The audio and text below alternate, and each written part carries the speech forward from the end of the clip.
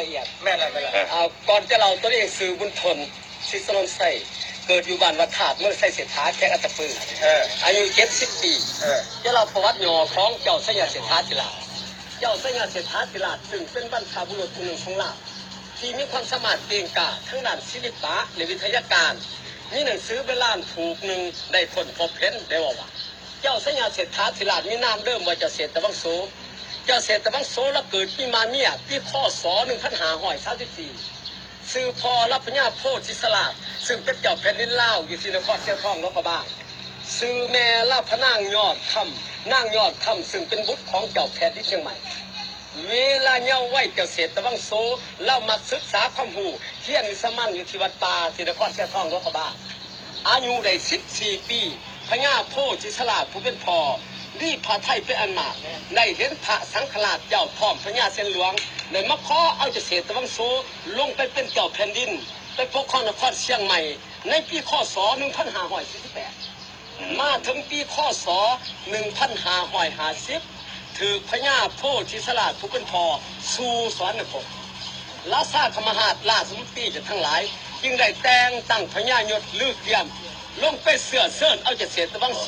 อยู่ที่นครเชียงใหม่ขึ้นมานครเชียงทองลบเขาบางคืนเพื่อมาถวายพระเพลิงและบวชเป็นพญาโพธิสลาดผู้เป็นพ่อในการบวชสำเร็จเสร็จสิ้นวิธีแล้วราชาคมหาราชมนตรีจะทั้งหลายจึงได้ทำอุปเสกเจ้าเศรษฐวังโสขึ้นมาเป็นเจ้าแผ่นดินปกครองนครเชียงทองลบเขาบางคืนเพื่อแทนพญาโพธิสลาดผู้เป็นพ่อจึงได้ถวายพระนามว่าพระอุทัยพุทธรบวรสยเศรษฐาธิราชผู้วนาธนวุฒิซึ่งเป็นเจ้าปกครองทั้งสองนครคือนครเชียงทองหลวงพระบางและนครเชียงใหม่ในสมัยผู้ปกครองในเวลานั้นพระองค์ก็มีความสามารถเก่งกาจทั้งด้านศิลปะและวิทยาสามารถปราบขาศึกศัตรูทั้งภายในและภายนอกอย่างพิละอันหารนอกนั้นท่านยังได้สร้างสาพัฒนาบ้านเมืองสร้างวัดวาอารามในเมืองเล่าหุ่งเรื่องเรื่องเหลื่อมและแหงเส้นเล่าในสร้างพระธาตุหลวงเวียงจันทร์ในปีคศ1566เล่าสร้างพระธาตุหลวงเวียงจันทร์ร่วมพระธาตุเก่าที่พระโสกราชสร้างไว้ในปางก่อนสร้างสมัยคศ27ในเมื่อพระองค์ได้สร้างสำเร็จแล้วพระองค์ได้ใส่ชื่อว่าพระธาตุเจดีย์โสเขมนีในเมื่อพระองค์ได้สร้างพระธาตุหลวงแล้วพระองค์ยังสร้างวัดที่สำคัญก็คือวัดป่าลือศรีสังหรณ์วัดประกันทองที่น้องย่างคำสร้างอุโมงค์ร่วมถาดพระอรหันต์ที่ป่ามหาพุทธองค์ในถาดทุนทวันนี้สร้างเจดีย์กว้างถาดหัวเนาอยู่คู่เขาหลวงสร้างวัดพ้นน้องกกอยู่ที่น้องค่าย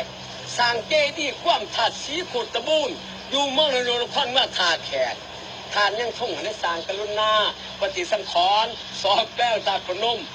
ทานนี่ในสร้างไทยนี่หั่งทานนี่ในสร้างประธานสีทรงหักยกเพื่อได้ศาสตร์กันมาเลยทานนี้พระราชทานโดยรอบพระพุทธรูปที่สำคัญมีคือ1พระองค์ตื่น2พระสุข3พระเสริม4พระไสส่วนพระไสปัจจุบันนี่อยู่วัดบ้านโพไซมลงค่าย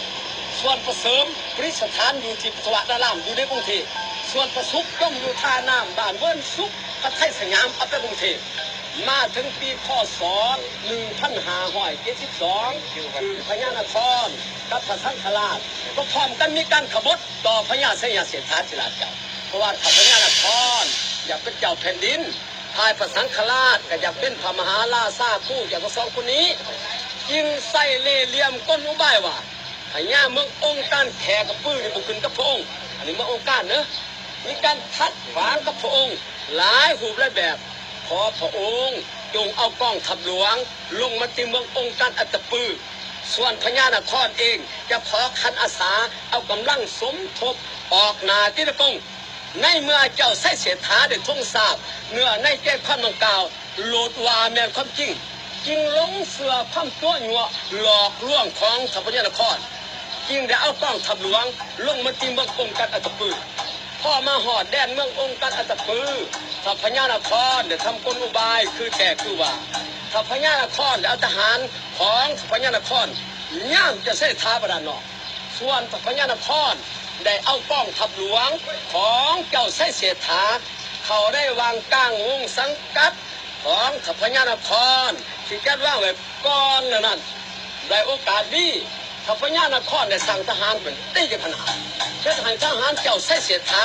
ตื่นตกใจแตกกระจายล่มทลายเป็นอันมาก อยู่ในป้องขับหลวงมีพญาสูริสรไสมีพญาเจ็ดกองนางมีพญาสมพมิตรได้ผ้าป้องขับหลวงของเจ้าไส้เศรษฐากับขึ้นหนักพลงวิจันทร์ส่วนพญานครได้ทำกลอุบายคือแขกคือว่าได้เอาเจ้าไส้เศรษฐาขนาดเสกมานมาผังในเดี๋ยวเสกมานเนอะอันนี้เขาเอ่ยมาผังในโอ้ตัวนั้นตอนนอกพอไปถึงปากหวยไส้เท้าบนเก่าหวยไต่กว่าแดนมาข้าพญานครได้ยมสร้างของตนเขาส้มสร้างเจ้าไส้เสียฐากิ่งลุ่งหวยข้าพญานครได้เขาขั้นเจ้าไส้เสียฐาใต้เจ้าพ่อทางเพราะว่าเล็กหลายกว่าทานจะเป็นเสียชีวิตย้อน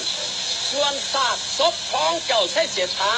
ทั้งในทางกกย่างใหญ่สองตนที่เข้มหวยแดนเมืององค์การอาจจะพือข้าพญานครสั่งปิดลับในนรก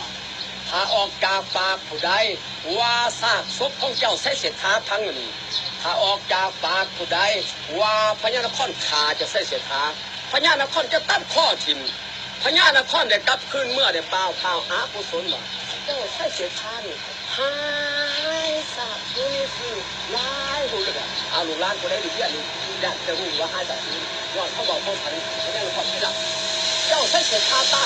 มือแข้งทำคำเลือดอายอายเลือดเที่ยงเนาะเล่าใต้ที่ข้อสอลูกขันหาหอย72รวมอายุของเล่าได้จะ38 ปี